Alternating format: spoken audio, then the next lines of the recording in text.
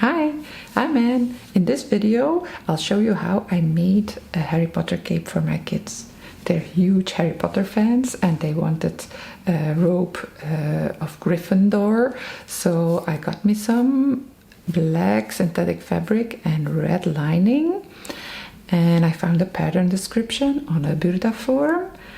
And the cape is not fully lined, it's just the hood, a strip along the front, and the sleeves. So if you see the price of these things in the store, like $80, and you know that I only spent like $10 for everything and a couple of hours of sewing fun, you better get started. It's a fun project. What do you need? The fabric amount. Buy 2 times the length from ankle to shoulder from the black fabric and 1 time this length from the lining. You need a good fabric marker. This one is a white erasable gel pen. For the top stitching at the edges, I got some help from my edge joining foot. You also need 2 buttons, a little elastic or a piece of rope, and your basic sewing tools. To make a real Gryffindor robe, I bought an embroidered patch on Etsy. There are 4 steps in this project. You measure your model, you draw on the fabric and you cut the pieces, you sew the pieces together, and you finish off the robe with the buttons and the patch. Write down the neck to ankle length. This is the length of the robe. Measure one shoulder. Measure the neck width, the arm length for the sleeves, and the arm width for the armhole. You can draw the 4 pattern pieces directly on your fabric with your fabric marker. The front piece is the most difficult. Once you have this one, the rest is easy. You will need 2 front pieces. Because of the big pieces, I started off on the floor and it was hard to get it clearly on camera for you, so I decided to show it on paper.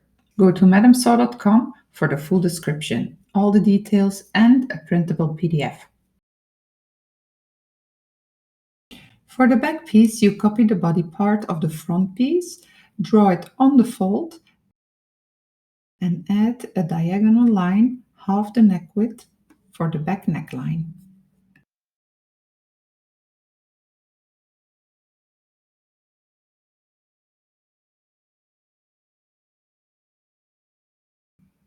For the 2 lining strips, you can copy the hood from the front piece and add a 4-inch strip that has the length of the robe.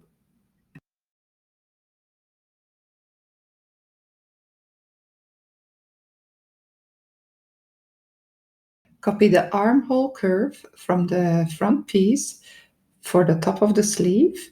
You will need 2 sleeves in black fabric and 2 in red fabric if you cut them on the fold. If not, you will need 4 pieces in black and 4 for the lining. Now you can prepare your sewing machine and serger. Sew and serge the 2 sides of the hood for both the top fabric and the lining. Make sure to stop at point 8, where the neckline starts. Put the neck and the shoulder seams of the front and back piece together, marked E and F. Seam E in the front piece is the part of the hood you didn't stitch, from point 8 to 4. Sew the side seams of the front and the back piece together, right sides facing. Put the 2 hoods together, right sides facing. Now attach the lining strip and the hood. Sew along the long side and top stitch the edge. Now it's time to close the sleeves. If you cut them on the fold, you have to sew just one side. If not, you close both sides. Now put a lining piece and a black fabric piece together, right sides facing, and stitch the armhole at the wrist. Then turn the fabric inside out and edge stitch with your edge joining foot. Pin the double sleeve to the inside of the body and sew together.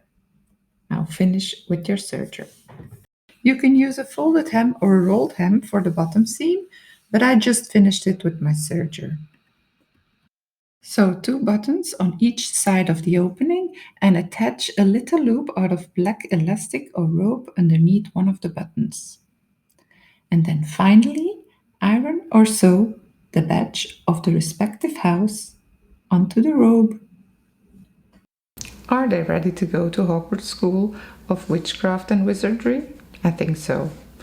If you want to get started with this robe, I advise you to go and check out our blog and read the written tutorial as well. And if you want to subscribe to our channel, click the white button. Bye!